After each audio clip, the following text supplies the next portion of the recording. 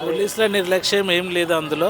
పోలీసులు అందరూ చాకచక్యంగా అంతా ఇది చేసి సిఐ గారు ఎస్ఐ గారు కూడా ఇద్దరు కూడా ఎప్పుడు అందరికీ కమ్యూనికేషన్, వాళ్ళ పేరెంట్స్తో కమ్యూనికేషన్, మాతను కూడా కమ్యూనికేషన్ ఉండి ఎప్పుడు కూడా వాళ్ళని పట్టుకోవడంలో ఏమేమి జరిగిందో అంతా ఇన్వెస్టిగేషన్లో చేసారు తప్ప పోలీసు వాళ్ళు ఎన్ని చేసింది. రోజుల నుంచి నడుస్తుందన్న అసలు ఇన్వెస్టిగేషన్ ఈ కేసుకు సంబంధించి?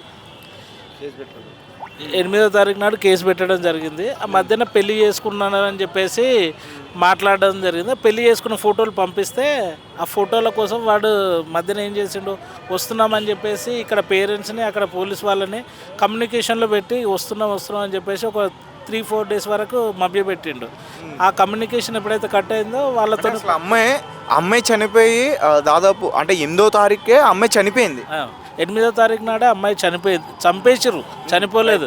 వీళ్ళు ఖచ్చితంగా వాళ్ళు ముగ్గురు కూడా కలిసి అమ్మాయిని చంపేసిర్రు. అమ్మాయి ఎట్లా అంటే చచ్చే మనిషి కాదు, మంచి ధైర్యవంతురాలు. 17 ఇయర్స్ అయినా మా కాలనీలో ఎప్పుడు కూడా అందరితో కలిసిమెలిసి ఉండేది. కాలనీలో అందరు పిల్లలతో కూడా ఎప్పుడు కూడా యాక్టివ్ ఉంటుండే అమ్మాయి. భయపడి అతని ట్రాప్లో పడింది అమ్మాయి. ఇన్స్టాగ్రామ్లో ఆన్లైన్లో ట్రాప్లో పడి ఇదంతా మిస్టేక్ జరిగింది. ఆడు చేసిన ఏదైతే ఉందో అంటే వాడు పెద్ద క్రిమినల్. మాకు ఆడ చూసిన తర్వాత పోలీసు వాళ్ళు చెప్తున్న మేము వాడితో వింటే వాడిని మొత్తం చూస్తే వాడు పెద్ద క్రిమినల్ ఉన్నాడు. ఆల్రెడీ కేసులలో జైలుకు లేచి వచ్చిండు. అవన్నీ చూస్తుంటే మాత్రం వీడు 100% మర్డర్ చేసిండు. మర్డర్ చేసే ఇదంతా మభ్యపెట్టి వీళ్ళని తప్పుదోవ పట్టియడానికి చూసిండు. పోలీసు వాళ్ళు చాకచక్యంగా ఆ విషయంలో ముందుండి క్లియర్ చేసి వాళ్ళని పట్టుకోవడం జరిగింది. ఇప్పుడు వాళ్ళని రిమైండ్ కూడా చేస్తున్నారు కొద్దిసేపు. అంటే మొత్తం అసలు ఎంతమంది దొరికారు? వాళ్ళిద్దరా లేకపోతే ముగ్గురా నలుగురా? అంటే నాకు తెలిసినంత వరకు నలుగురు పేర్లు వినిపిస్తున్నాయి, మీరిద్దరే చెప్తున్నారు. అసలు ఎంతమంది ఉన్నారు? అయితే ఇప్పుడు సాకేత్ వైఫ్.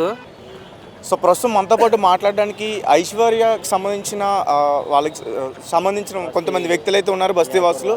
అసలు ఏంటన్నా అంటే మీరు చూపించిన ఫోటోలు చాలా భయంగా ఉన్నాయి. అసలు అమ్మాయిని తగలబెట్టేశారు మొత్తం పూర్తిగా. అయితే అమ్మాయి ఇంట్లో నుంచి 31st or 1st వెళ్ళింది. అమ్మాయికి ఒక 6 months నుంచి ఇన్స్టాగ్రామ్లో ఏదో ఆన్లైన్లో కలిసిరు. తర్వాత ఏదో గుడి దగ్గర కలిసిన తర్వాత అమ్మాయి కొంచెం మారింది, పేరెంట్స్కి కూడా కొంచెం అగేన్స్ట్ అయింది.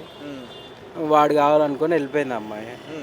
వెళ్ళిపోయిన తర్వాత 10 days ఫ్యామిలీతో కాంటాక్ట్లో ఉంది. వెళ్ళిపోయిన తర్వాత ఫ్యామిలీ మెంబర్స్తో కాంటాక్ట్లో ఉంది అమ్మాయి. ఉంది.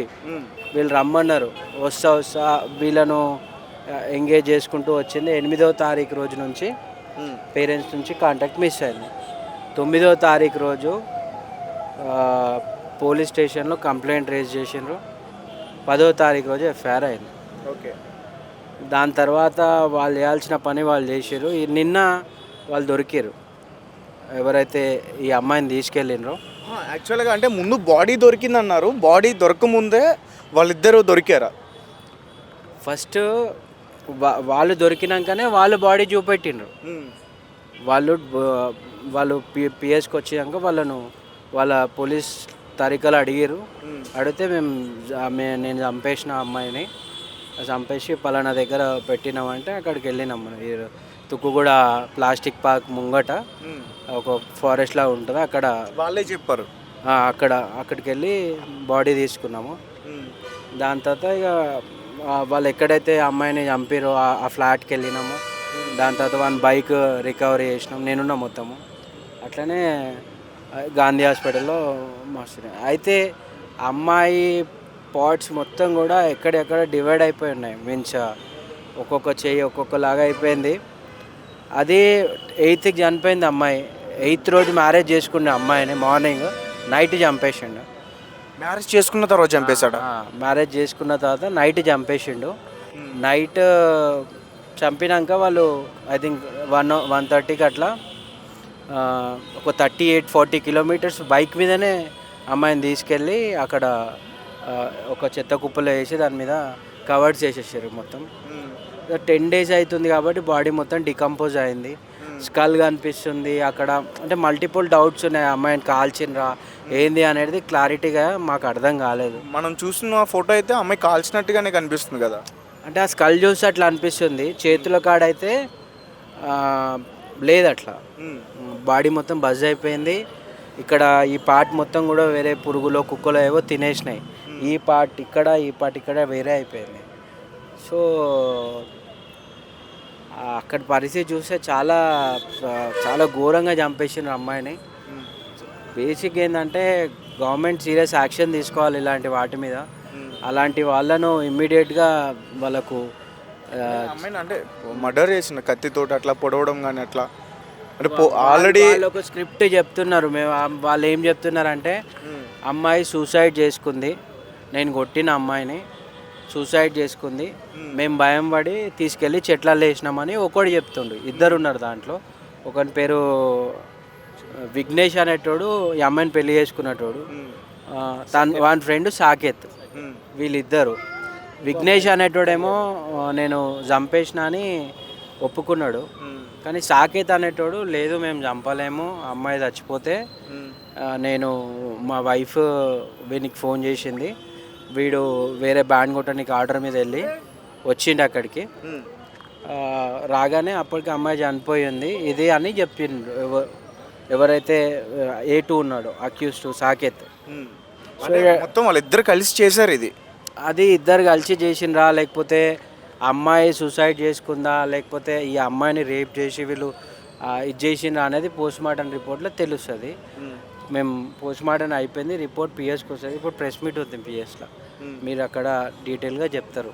100% అమ్మాయి మీద అయితే రేప్ జరిగి ఉంటుంది, మర్డర్ జరిగి ఉంటుంది.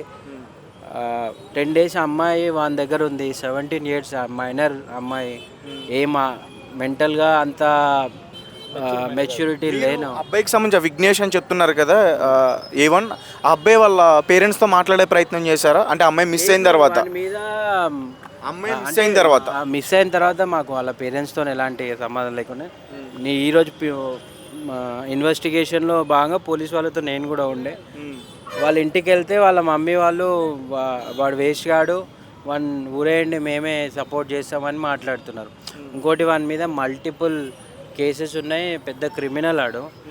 పోలీసులను, ఫ్యామిలీని, ఇటు వీళ్ళ ఫ్యామిలీని అందరినీ వాడు మ్యానిపులేట్ చేసిండు ఇన్ని రోజుల వరకు, 10 days వరకు.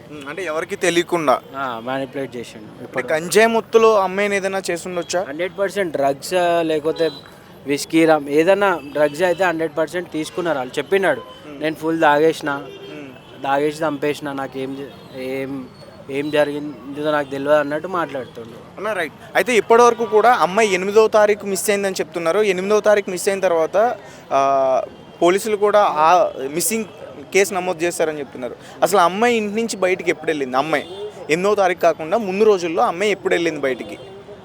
అయితే వీళ్ళ పేరెంట్స్ నా దగ్గరికి నేను లోకల్గా ఇక్కడ మేమంతా కూడా స్థానికంగా నేను ఇక్కడ కార్పొరేటర్ కంటెస్ట్ చేసిన. ఓకే అన్న ఇట్లా మా అమ్మాయి పోయిందని 13th నా దగ్గరకు వచ్చిండ్రు. నేను ఆ రోజు అడిగితే 31st ఇంట్లో నుంచి వెళ్ళిపోయింది అమ్మాయి. కాకపోతే 10 రోజులు ఎందుకు చెప్పలేరు మీరు అని అంటే బయట చెప్పుకుంటే ఇజ్జత్ పోతుంది అని భయపడి మేము చెప్పలేము సార్ అని చెప్పిండ్రు. చెప్తే మీరు ఇమ్మీడియట్గా కంప్లైంట్ రేజ్ చేయండి అని నేను చెప్పిన. కంప్లైంట్ రేజ్ అయింది.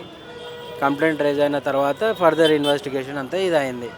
ఇది అయితే బయట ఒక న్యూస్ వస్తుందంటే పోలీసులు నిర్లక్ష్యం వల్లే అమ్మాయి చనిపోయింది ఐశ్వర్య అని. అంటే ఇది తప్ప? ఆల్రెడీ వాళ్ళిద్దరు మ్యారీడ్. వాళ్ళ దగ్గర ఈ అమ్మాయిని తీసుకెళ్ళి పెట్టిండు. కూడా అరెస్ట్ చేశారు. వాళ్ళ దగ్గర ఈడు విఘ్నేష్ అనేటోడు ఇక్కడ నుంచి అమ్మాయిని తీసుకెళ్ళి వాళ్ళ ఇంట్లో పెట్టాడు. వాళ్ళ ఇంట్లో పెట్టినాక వాళ్ళ ఇంట్లో మళ్ళీ ఏం జరిగింది అనేది మనకు తెలియదు.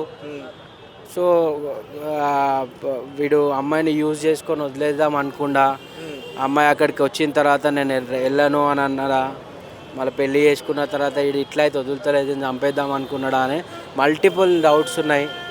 అవన్నీ కూడా మనం ఫర్దర్గానే క్లియర్ అవుతుండొచ్చు అని మేము భావిస్తున్నాము.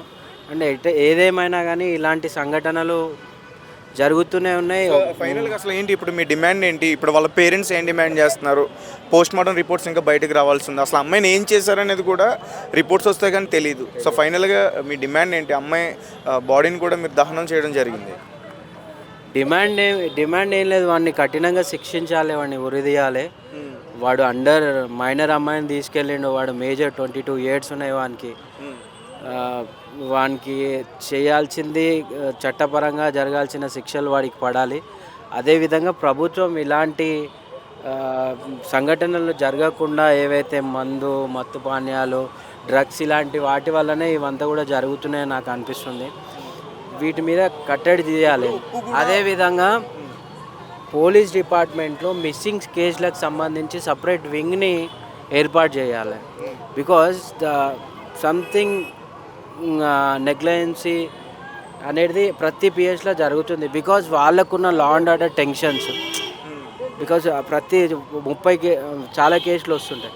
అంటే ఏదైతే షీ టీమ్ అని ఎట్లయితే ఉందో అట్లనే ఈ మిస్సింగ్ కేసులకు ఇప్పుడు మొబైల్స్ పోతే సపరేట్ క్రైమ్ టీమ్ ఎట్లుందో ఈ మిస్సింగ్ కేసులను ట్రేస్ అవుట్ చేయడానికి సపరేట్గా దానికి ఒక ఎస్ఐ. అన్న ఒకవేళ ఆ అమ్మాయిని అంటే ముందుగా ఏదైనా ట్రేస్ అవుట్ చేస్తుంటే అమ్మాయి బతికే ఛాన్స్ ఉండేదా? అమ్మాయి 8వ తారీఖు రోజు పేరెంట్స్కి డిస్కనెక్ట్ అయింది. 8వ తారీఖు రోజు నైట్ చనిపోయింది ఆ అమ్మాయి.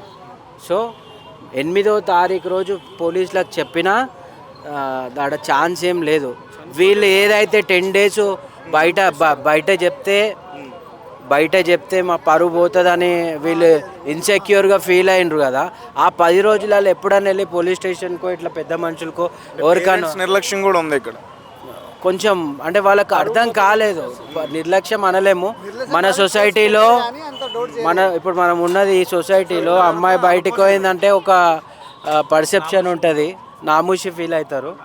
దాన్ని నిర్లక్ష్యంగా భావించలేము, ఇన్సెక్యూరిటీ ఫీలింగ్గా భావించవచ్చు, అభద్రత భావంగా భావించవచ్చు. Right, okay.